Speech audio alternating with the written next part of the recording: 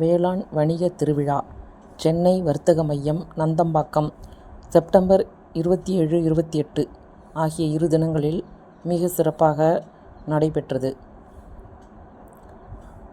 மிக அலங்காரமான தோரண வாயில்கள், வரவேற்பு நுழைவாயில், அனைத்து திட்டங்களை பற்றிய விளக்க சுவரொட்டிகள் ஆகியவற்றுடன் துவக்க நாளன்று பழங்கால வாணிக முறைகள், வேளாண் வணிக முறைகள், பண்டமாற்று முறை,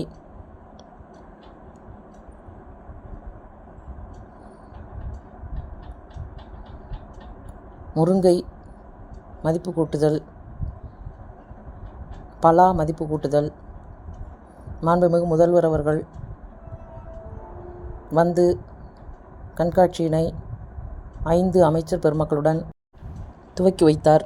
தஞ்சாவூர் மாவட்ட சார்பில் அமைக்கப்பட்டிருந்த பாரம்பரிய நெல் மதிப்பு கூட்டும் அரங்கில் நெல்லினாலான அணிகலன்கள், தின்பண்டங்கள்,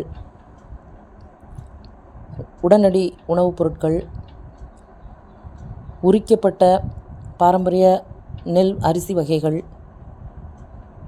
முறுக்கு பிழியும் எந்திரம் ஆகியவை வைக்கப்பட்டிருந்தன. மேலும் பாரம்பரிய அரிசியினை எடுத்து காண்பித்தால் அதனுடைய சிறப்பு இயல்புகளை உடனடியாக தெரிவிக்கும் வசதியும் செய்யப்பட்டிருந்தது.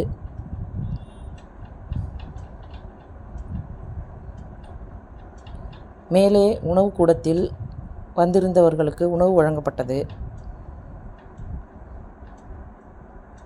தென்னையின் சிறப்பினை கூறும் அரங்கம்,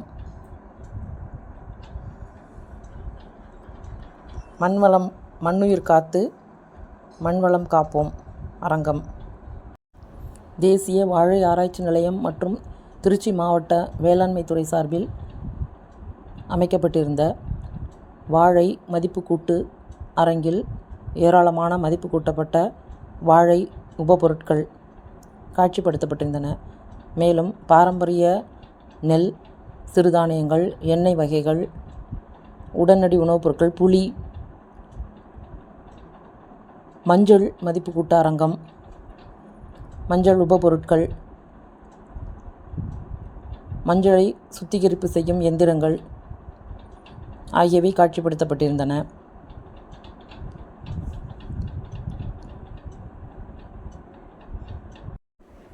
தோட்டக்கலைத்துறையின் வண்ண மலர்கள் அரங்கம், இதுபோல் ஏராளமான உழவர் உற்பத்தியாளர் நிறுவனங்களின் மதிப்பு கூட்டு பொருட்கள், சாக்லேட்கள், மதிப்பு கூட்டப்பட்ட உணவுப் பொருட்களின் அரங்கங்கள் அநேகமாக வைக்கப்பட்டிருந்தன. இது அரங்கத்தின் நுழைவாயில் மிக அலங்காரமாக அலங்கரிக்கப்பட்டுள்ளது.